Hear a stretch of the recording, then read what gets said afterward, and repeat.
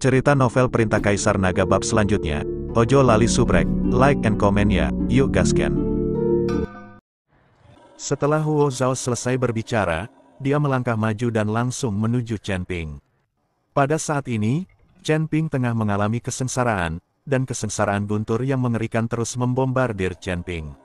Semua biksu di kota Sun Mun mematuhi perintahku dan bersumpah untuk melindungi Tuan Chen sampai mati. Jangan biarkan dia mendekat, Lin Chong meraung. Mendengar ini, banyak kultivator di kota Sun Mun menghembuskan nafas terakhirnya. Baru saja melalui pertempuran hebat dan belum sempat pulih, para biksu kota matahari dan bulan ini tahu bahwa menghadapi Huo Zhao seperti memukul batu dengan telur. Tetapi Kaisar Lin telah memberikan perintah, dan mereka harus mematuhinya, bahkan dengan mengorbankan nyawa mereka. Para biksu dari kota Sun Mun ini membentuk tembok manusia di depan Chen Ping. Mereka bersedia melindungi Chen Ping dengan nyawa mereka. Aku akan memblokir serangannya. Pada saat ini, 10 master istana muncul dalam sekejap, dan seluruh energi dalam tubuh mereka meledak. Orang-orang dari kuil, Huo Zhao langsung mengerutkan kening setelah melihat master istana ke-10. Ya, akulah penguasa istana ke-10 kuil. Master istana ke-10 mengangguk. Karena kamu dari kuil, mengapa kamu membantu orang bernama Chen Ping itu? Aku katakan padamu, aku adalah tetua keluarga Huo, tetapi aku juga penguasa aula ke-8 kuil. Aku perintahkan kau untuk segera pergi. Huo Zhao berkata dengan dingin kepada master istana ke-10. Banyak anggota keluarga Huo memegang jabatan tinggi di kuil, dan Huo Zhao adalah salah satunya. Saya sarankan kamu pergi saja. Tuan Chen bukan orang yang bisa kamu tangani. Saat Tuan di belakang Tuan Chen datang, sudah terlambat bagimu untuk menangis. Penguasa istana ke-10 berkata kepada Huo Zhao, beraninya kau, seorang master istana ke-10, berbicara padaku seperti ini. Kau pasti sudah lelah hidup. Huo Zhao mengerutkan kening, lalu tiba-tiba menepuk tangannya. Master istana ke-10 menggertakkan giginya dan tidak menghindar. Sebaliknya, dia keluar dengan seluruh kekuatannya dan melancarkan pukulan. Ledakan. Dengan pukulan dari penguasa istana ke-10 ini, langit runtuh dan bumi terbelah, matahari dan bulan kehilangan cahayanya, dan angin tinju yang mengerikan mengamuk seperti badai. Namun, pukulan yang begitu mengerikan itu hancur berkeping-keping setelah bersentuhan dengan kekuatan telapak tangan biasa Huo Zhao, dan lenyap tanpa jejak dalam sekejap. Pada saat yang sama, 10 penguasa istana merasakan suatu kekuatan luar biasa datang ke arah mereka. Tubuh penguasa istana ke-10 terlempar mundur bagaikan layang-layang yang talinya putus, lalu jatuh terduduk dengan keras ke tanah.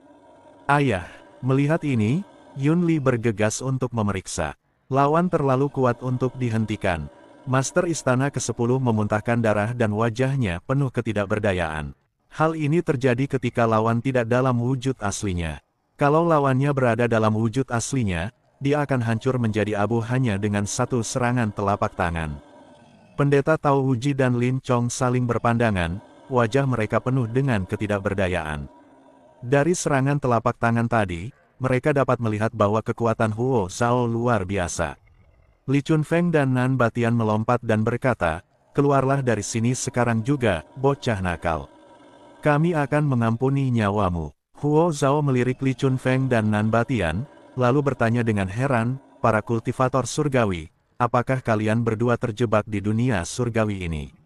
Jangan ikut campur urusanmu sendiri. Kami akan memintamu keluar dari sini sekarang juga, atau kami tidak akan bersikap sopan. Nan Batian meraung. Huo Zhao tersenyum dan berkata, bahkan jika kalian berdua adalah kultivator surgawi, apa yang dapat kalian lakukan? Kalian hanya memiliki sepertiga dari kekuatan kalian yang tersisa. Bahkan jika kalian bergabung, kalian tetap bukan tandinganku. Aku tidak ingin punya banyak musuh, jadi mengingat kalian berdua adalah pendeta surgawi, aku akan mengampuni nyawa kalian. Pergilah, Huo Zhao berkata dengan dingin. Persetan denganmu. Nan Batian meninju. Melihat ini, Li Chunfeng mengayunkan pedangnya dan menyerbu ke depan.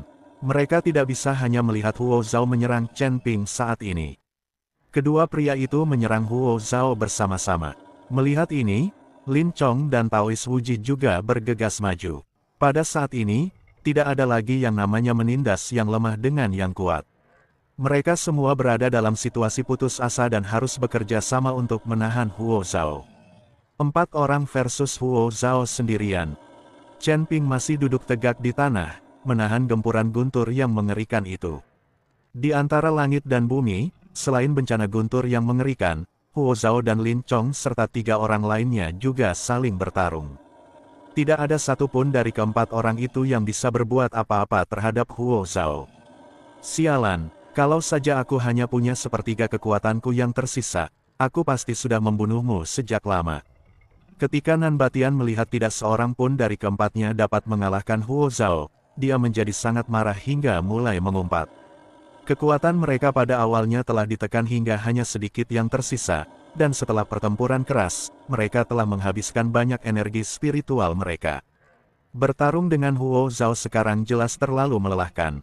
Dan Huo Zhao juga cukup istirahat, jadi dia tidak berada dalam posisi yang kurang menguntungkan saat bertarung melawan mereka berempat. Kalian berempat, keluar dari sini. Huo Zhao meraung keras, dan aura mengerikan menyelimutinya. Lin Chong dan 3 orang lainnya berusaha sekuat tenaga untuk melawan, tetapi akhirnya mereka terlempar. Sungguh tidak ada cara lain, konsumsinya terlalu besar.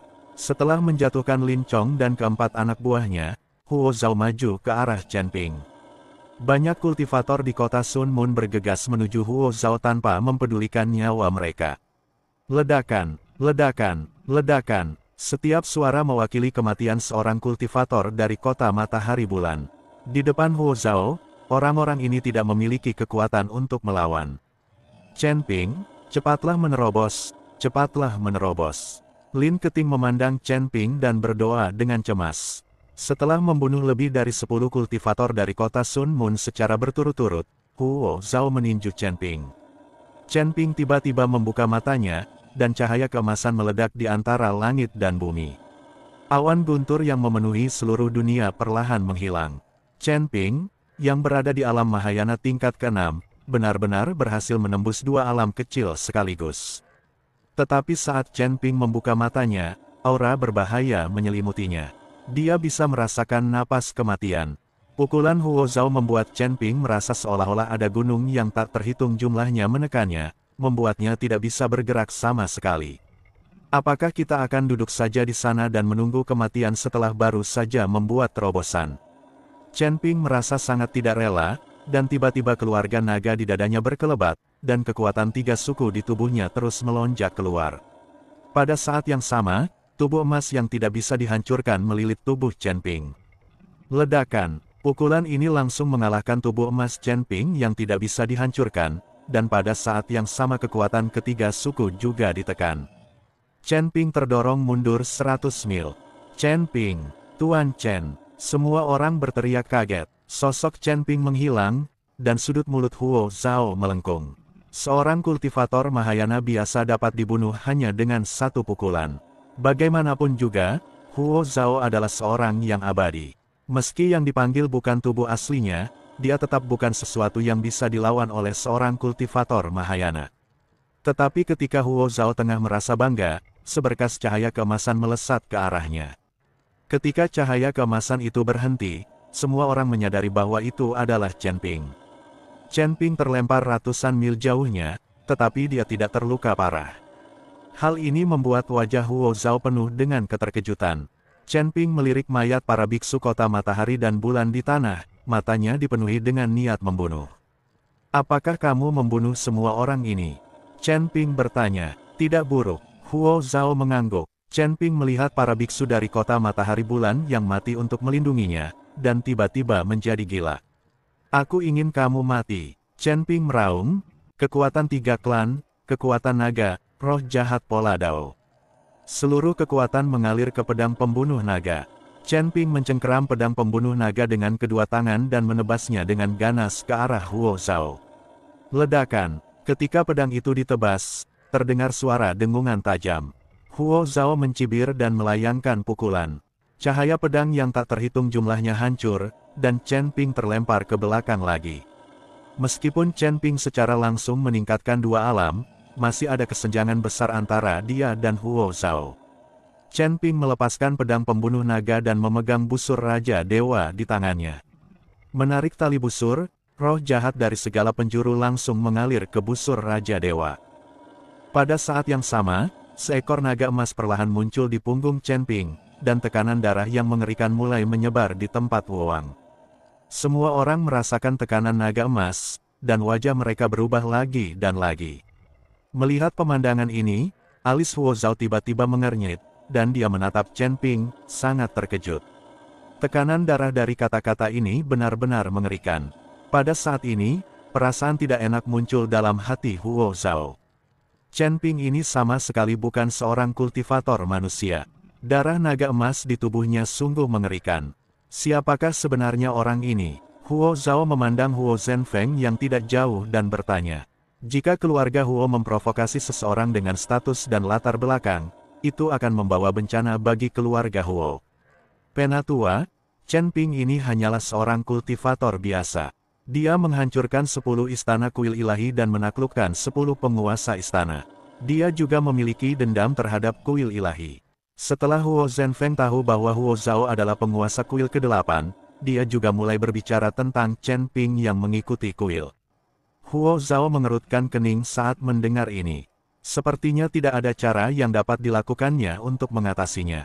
Pada saat ini, fitur wajah Chen Ping tampak ganas, dan dia menarik busur Raja Dewa dengan seluruh kekuatannya. Dengan setiap peningkatan kekuatan busur Raja Dewa, konsumsi pada Chen Ping menjadi lebih besar, dan ini berbanding lurus. Namun, Chen Ping baru saja menerobos dan menaiki 2 alam kecil dalam satu tarikan napas, yang memungkinkan Chen Ping menarik busur Raja Dewa lagi. Tali busur ditarik, dan bulu anak panah hitam perlahan terbentuk di busur Raja Dewa. Saat bulu anak panah terbentuk, aura mengerikan bergetar antara langit dan bumi. Melihat busur Raja Dewa di tangan Chen Ping, ekspresi Huo Zhao berangsur-angsur menjadi serius. Dia menatap Chen Ping lekat-lekat dan perlahan mengepalkan tangan kanannya. Pada saat ini, mustahil baginya untuk pergi. Karena Chen Ping mempunyai dendam terhadap kuil, maka sebagai penguasa kuil ke-8, dia harus mengatasinya. Huo Zhao menyipitkan matanya, tiba-tiba menyerbu ke depan dan meninju Chen Ping terlebih dahulu. Dengan pukulan ini, semua yang ada di dunia seakan hancur. Chen Ping juga melepaskan tali busur, dan anak panah hitam itu terbang di udara dan langsung menuju ke arah Huo Zhao.